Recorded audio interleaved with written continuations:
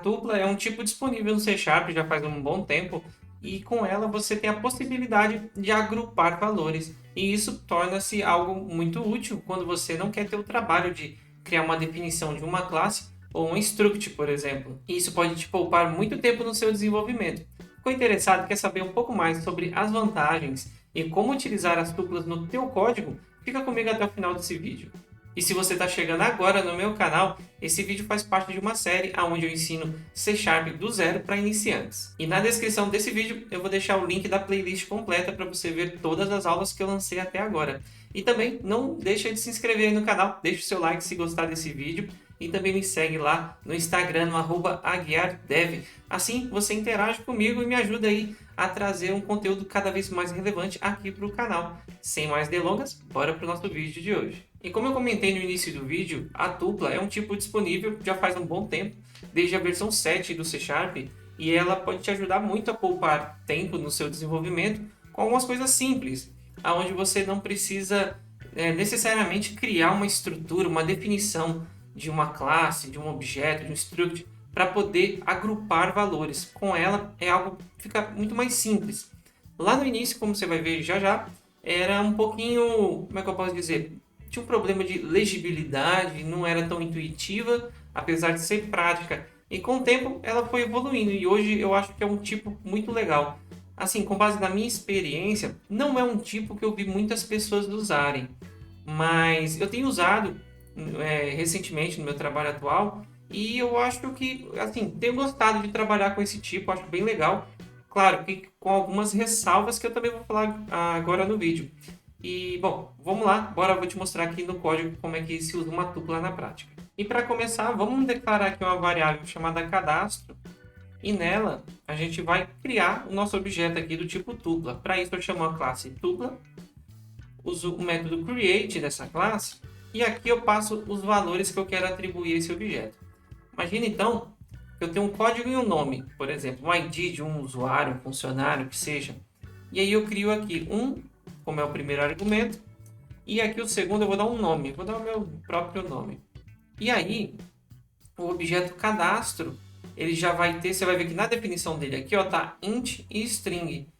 Ele dinamicamente assumiu isso. Se eu tivesse apagado aqui, por exemplo, ele vai estar só int. Então é algo dinâmico para você ver como que é simples.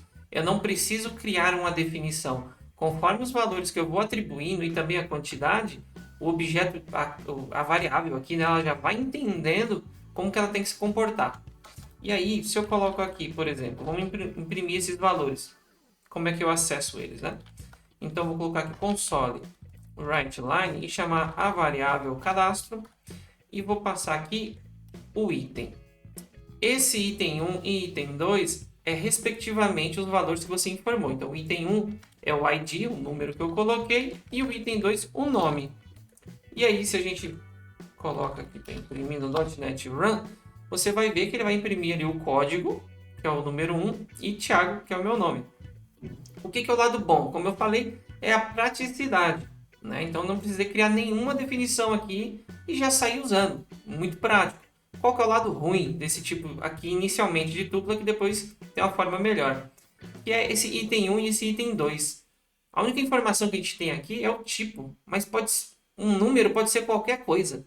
Então é justamente essa questão de legibilidade que é ruim.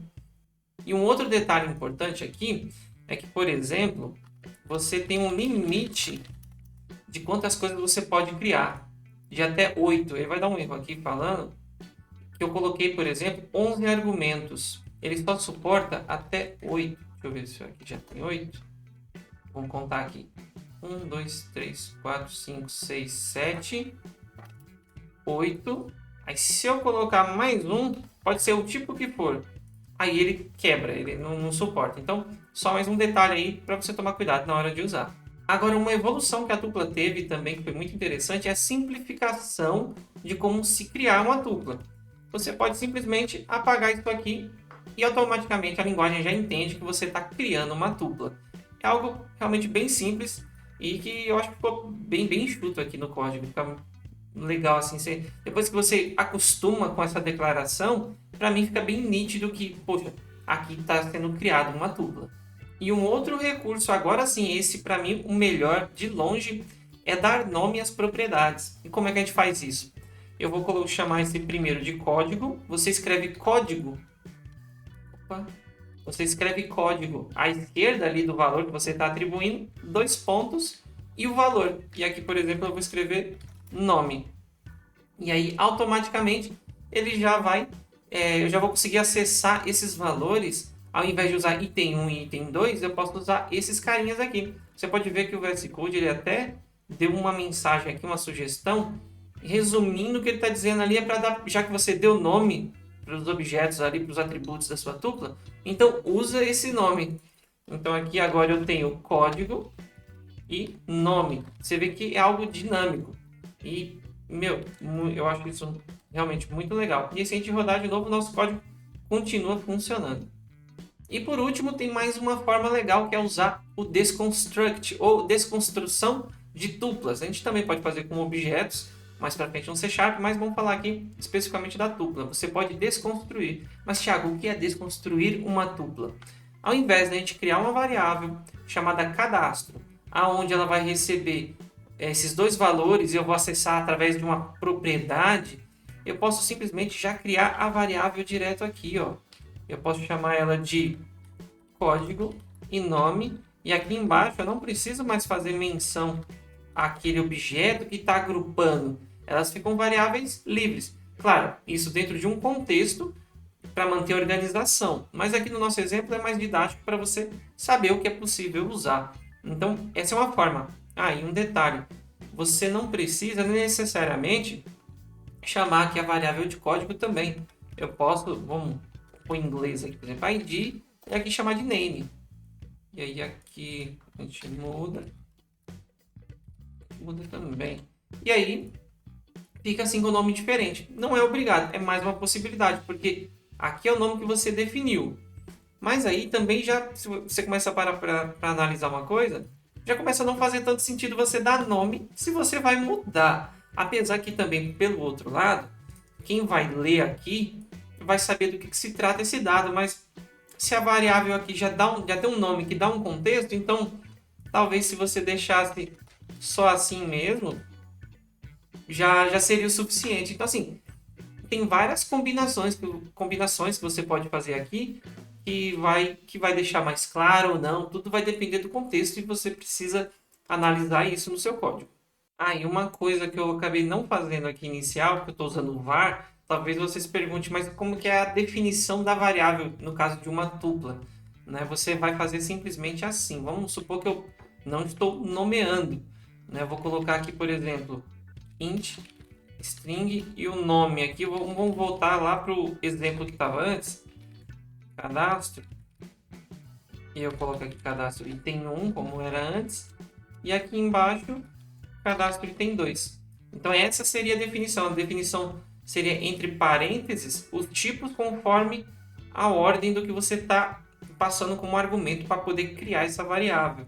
Como a gente viu aqui, a tupla é um tipo bem flexível. Você vê que é algo bem prático, né? Te poupa ali de criar uma definição e ainda mais com os recursos de colocar nome nos atributos, para mim foi a cereja do bolo, ficou algo bem legal. Mas tem que tomar um certo cuidado também, o uso consciente de que se você for usar em larga escala, né, em conjuntos muito grandes, começa também a não ficar legal. Talvez seja melhor realmente partir para o caminho da classe. Principalmente se esse objeto, essa tupla que você está criando, ela envolve outros objetos mais complexos, outras definições que não essas mais simples, né, int, esses tipos primitivos. Se envolver uma outra classe customizada e dentro dessa tiver outra classe, para melhorar a legibilidade, trazer mais clareza, talvez o melhor caminho seja você realmente usar uma classe, um struct, mas caso contrário, a tupla é um ótimo recurso que pode te ajudar bastante.